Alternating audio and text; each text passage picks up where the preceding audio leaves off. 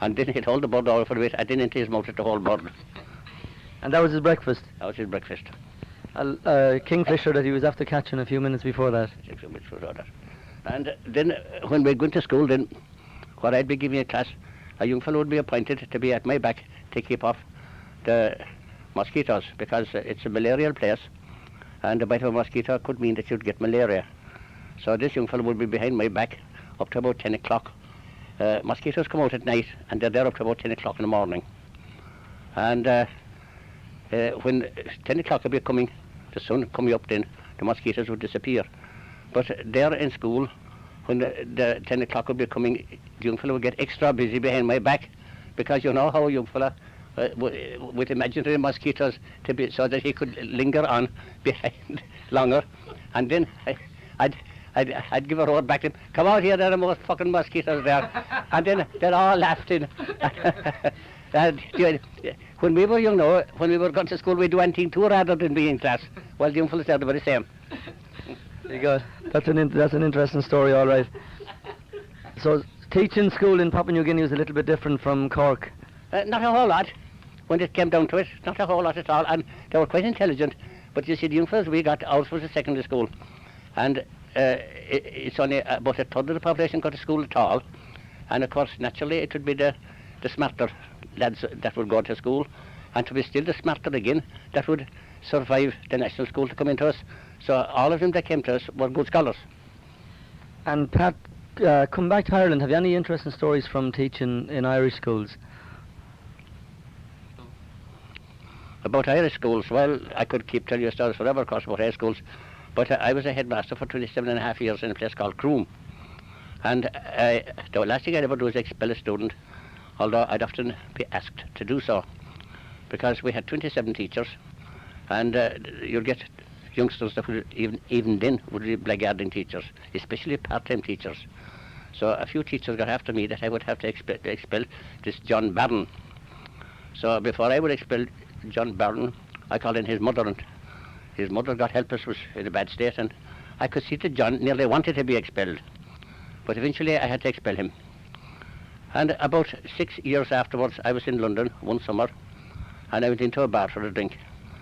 And there was a big crowd there, and the bartender put up a glass of brandy in front of me. He said, a man up there has called that for you. And I said, I won't drink that now until I see who the man is. Go up along there inside the counter. I'll go up outside the counter and point him to me. He pointed him to me, and he was John Barron, the man that I'd expelled. So then I went talking to John Barron, and he told me how he got on very well when he came to England. He went down into the mines, and after the war, he got a job by a company for the Underground Railway in Germany. And he had a special ticket that he could work underground, which meant a lot more money to him. And at that time now, they were putting on an extension to Highbury underground in London, and he was working there, and he was earning very good money. So he done all right out of it? It was a good job. I did expel him. And going back to your own youth, what was times like when you were a young fella here in Cork? Oh, they were different altogether. I can assure you that Alice Taylor wrote a book, To School Through the Fields. If I wrote a book, I had to go through 3 fields to go out onto the road and walk 3.5 miles after that. Alice Taylor had only 3/4 of a mile to walk when she got onto the road. But walked it down 3.5 miles, and you'd have a penny bun for your dinner, and you walked it home again. That was when I went to school. And did people wear shoes to school that time? No. As soon as April would come, we'd have to go barefoot. And remember, if we went to wear boots in the school, the teachers would give out to us. Everybody was barefoot. And what was the schools like themselves that time? Oh, very hard and very strict. I'm going to tell you that when you came out of a national school that time, you were at about the same level as they now come out of school at leaving cert stage. Because they were so strict, you had to learn. So strict and terrible homework to be done. And an ash plant. Youngsters were beaten the least thing they'd miss. And what do you think of the school system nowadays? Dreadful, hopeless, terrible waste of time and too many holidays. Do you think kids have far too much freedom? Entirely. Entirely. There isn't a quarter of the work done now in the school as what was done in them days. And what about as you got older, when you were a teenager? What sort of entertainment was there at that time? Well, we, of course, our one object at all is for to get a bicycle. At about 15 years of age, if we had a bicycle, we'd consider ourselves very lucky. And we walked everywhere on bicycles. There were no motor cars, of course. And in the daytime, then we went hunting rabbits, and we used shoot pheasants, and we used cut hurleys and make hurleys for to make pin money. We all had to make our own pin money. We got no money from the parents. Nobody got any money at the time. The parents didn't have it themselves. You had to make your own money. And did you play hurling and football that time? Yes, hurling and football were the chief pastimes that we had. A bit of fishing, hunting with dogs. Was Gaelic games, were they rough that time? Very. They were different altogether now, because you had less rules that time. I make out that you have too many rules now in games, especially soccer. Soccer is the most boring game on earth, because it's all rules. Nothing happens. Nobody will ever get killed. There doesn't even a score occurring. It's the most boring game of all time. Maybe that's what's leading to violence on the terraces. The people are bored watching it. I'd agree with you there. I'd agree with you there. I often thought that if young fellas save money to go to a soccer match and ended up watching a 0-0 draw, you know, it can be a bit boring. Yes, and no score occurring. You see, you have to have something happening when you're at those matches. And what about dances? Did you go to dances that time? Oh, yes. You had dances, you had a hall in every village, and it was only 4 old pence for to go into a dance. No, there was no drink, of course, that time. The only person you'd see in a pub that time at night would be a few old men, no one else. So we never drank. Did women ever go into pubs that time? Never, no. So there wouldn't be a gang going off to the pub and then off to the dance afterwards? No such thing as a pub at all. And was there crossroads dancing that time? There was. In the summertime, you had a platform, which would be a boarded platform about 20 feet by 20 feet, and a fellow with a melodeon or a violin playing, and you danced there until dark. Right. Going back out to Papua New Guinea, what sort of languages do they speak, or how did you manage for the language? Well, as I was told, they have 600 languages there, but the language we spoke now was English and Pidgin. Pidgin is a language that's common to they who visit the place and the Papua New Guineans themselves. You learn it quickly, and it's the one way that you have that they can understand each other by Pidgin. Now, it's not Pidgin English, it's Pidgin. Pidgin is made up of many languages. I'll give you an instance of it now. Mary belong me kisum kakal. Mary is a native name for a wife, and belong me is English. Mary belong me then is my wife. Ikism is a German word for getting, and kake is a native name for food, and all is a native name for day. So Mary belong me ikism kakal is my wife is getting their food. In Papua New Guinea, how was the food? Did you manage on the food, or did you eat local food? Well, they have no cattle in Papua New Guinea, but the Dutch brothers had a farm, and they did have some cattle in the centre I was in, and we did have some meat. Not a lot, but we did have some meat there. But the food in Papua New Guinea is vegetable. The sweet potato, which is similar to our potato but bigger, is called cow, and that and some other vegetables they grow. And it's a very funny thing about it. They're not hungry there.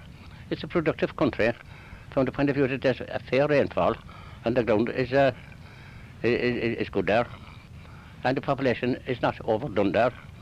They have a reasonable population, and they're not really hungry, but they have no change in diet, of course. And you were saying they have pigs out there, but they don't keep them for meat. They keep pigs out there as we keep pet dogs here, and you're rich by the number of pigs that you keep. And then at a marriage ceremony or different ceremonies that they hold, they kill a couple of pigs and roast them, the same as the Fianna used to roast pigs here long ago, and the wild boar, they'd put them into the ground, they'd make a bonfire, they'd heat stones, they'd put the pigs on the stones, they'd heap leaves over that and put earth over that and leave them there for a few hours. they cook the pigs out there the very same as we used to that here long ago in Ireland. And then would they eat the pigs after that? Yes, and I used to eat them there when I attended their gatherings, and the grandest meat you ever eat in your whole life. It'd be very tender, wouldn't it, been cooked for that long? Lovely. Lovely altogether. And you were saying something about picking lice out of their head. What do they do with them? In certain cases, they said that you pick the rice and eat them. Because there's protein in them? Yes. And do they eat snakes, or are there snakes out there? There are, but rare. But where they are, they eat them all right. And what about birds, wild birds like that? Yes, well, the sad thing now about the birds, the Papua New Guinea is the only place where you'll get that famous bird, the birds of paradise. They're the most beautiful birds you ever saw, but they're gone very scarce because at rituals they make headdresses out of the feathers of the paradise, and consequently the bird of paradise has gone very scarce there. This is Michael Collins' country round here, and you were obviously here during the Civil War. Can you remember that far back? Well, no, I was only a child at the time of the Civil War, but I do remember a few things all right. I remember my father saying to my mother one night that Arthur Griffith was dead. I remember her saying that Paddy Noonan was dead. He was a local man that was shot that time. But other than that, I was only a child that time when I heard those things. And after the Civil War, was there awful bad feeling among neighbours and parishes and people generally? To a certain extent, yes. You had the Republicans, and you had what was known as the Free Staters. It was a pity that ever occurred, that they fell out with each other. And you have the semblance of that here yet.